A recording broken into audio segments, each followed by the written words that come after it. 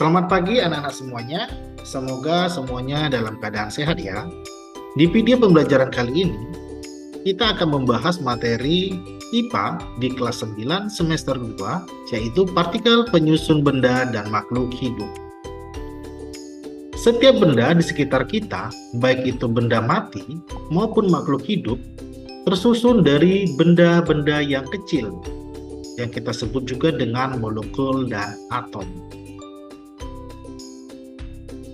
Coklat batangan yang sering kita makan, es krim yang berbagai macam rasa, ataupun setetes air, semua bagiannya itu terdiri dari molekul dan atom.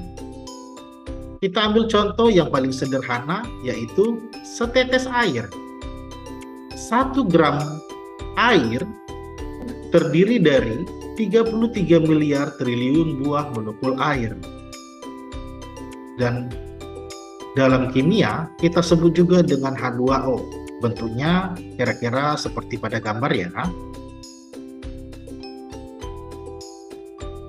H2O ini, jika kita pecahkan, bentuknya akan terdiri dari 1 buah atom O dan 2 buah atom H.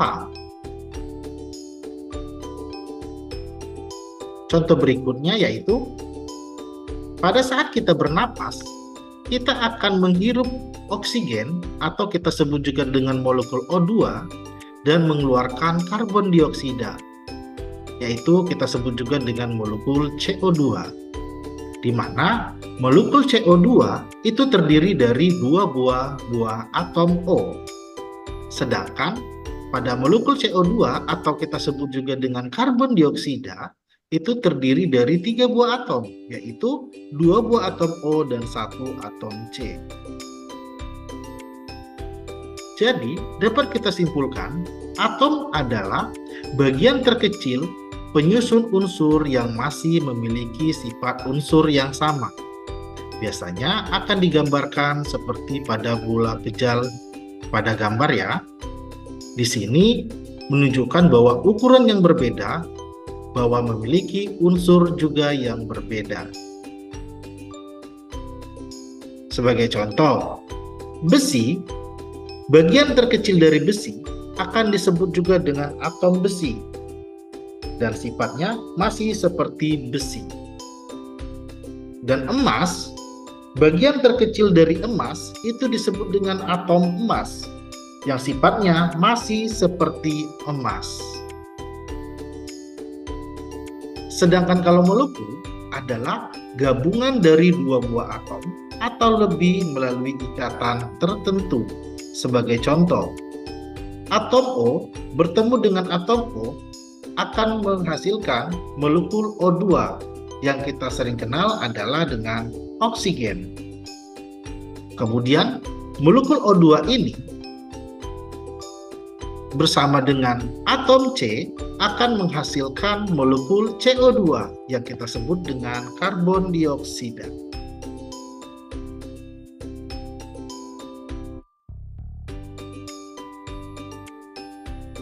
Molekul O2 itu molekul yang terdiri dari atom yang sama, yaitu adalah 2 buah atom O. Maka ini disebut dengan molekul unsur. Sedangkan kalau molekul CO2 itu terdiri dari 1 atom C dan 2 atom O, di mana molekul yang terdiri dari atom yang berbeda jenisnya disebut juga dengan molekul senyawa. Kemudian kita akan membahas perkembangan teori atom.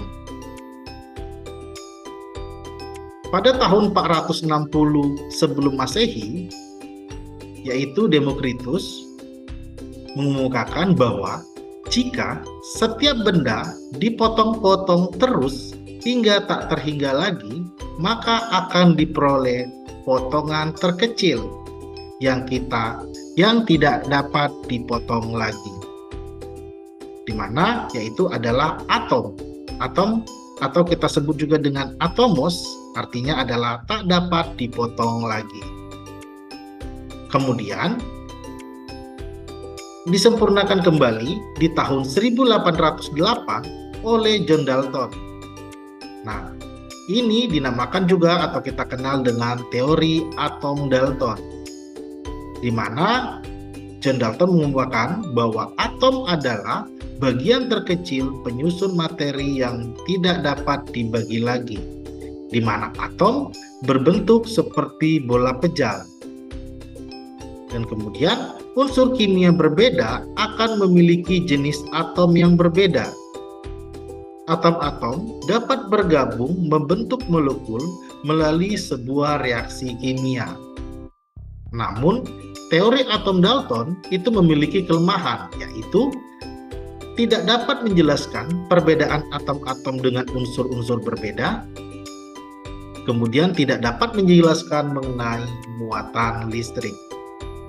Akhirnya, di tahun 1897, J.J. Thomson mengemukakan bahwa teori atom yaitu adalah atom merupakan bola bermuatan positif yang di dalamnya tersebar elektron yang bermuatan negatif, atau disebut juga dengan teori roti kismis.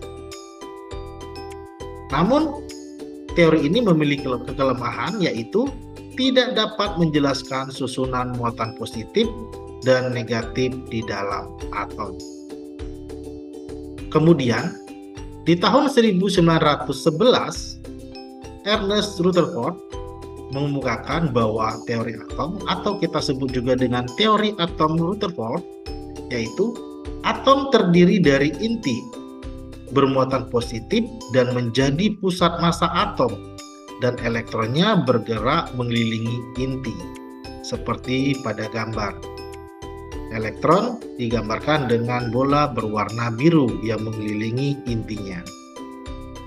Namun, di sini teori atom Rutherford itu memiliki kelemahan, yaitu tidak dapat menjelaskan mengapa elektron tidak jatuh ke inti atom. Kemudian, di tahun 1913, Niels Bohr itu mengemukakan bahwa atom atau kita sebut juga dengan teori atom Bohr, atom terdiri dari inti yang berisi proton atau disebut juga dengan muatan positif dan neutron yang bersifat netral dan menjadi pusat massa atom. Sedangkan elektron yang bergerak mengelilingi inti pada kulit-kulit yang berbeda tingkat energinya, yaitu ditunjuk pada seperti gambar.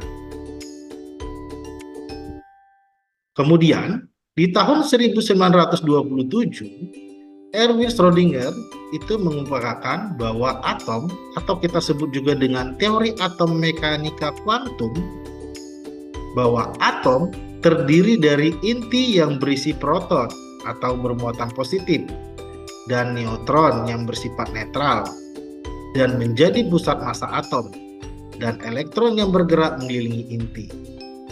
Kemudian posisi elektron pada kulit atom tidak dapat ditentukan. Yang dapat ditentukan hanyalah kemungkinan ditemukannya elektron, yaitu ditunjuk pada seperti pada gambar, di mana daerah yang kemungkinan adanya elektron dinamakan adalah orbital.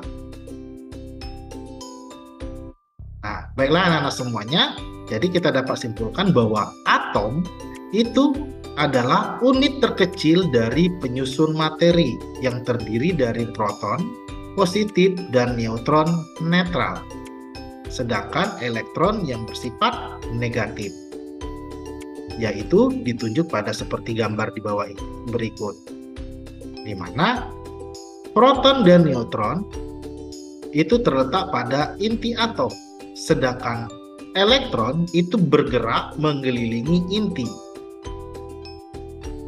di mana jumlah proton itu akan sama dengan jumlah elektron. Sebelum Bapak mengakhiri video pembelajaran ini, Bapak ingin melihatkan sebuah foto. Ini adalah foto para ilmuwan di tahun 1927 pada suatu konversi Solvay. Di video ini ada beberapa nama ilmuwan yang kita bahas, dan ada beberapa juga ilmuwan yang belum kita bahas. Nah, yang belum kita bahas itu akan kalian bahas nanti di tingkat yang lebih tinggi, yaitu di SMA. Baiklah anak-anak semuanya, demikianlah video pembelajaran kita hari ini. Semoga bermanfaat. Terima kasih, Tuhan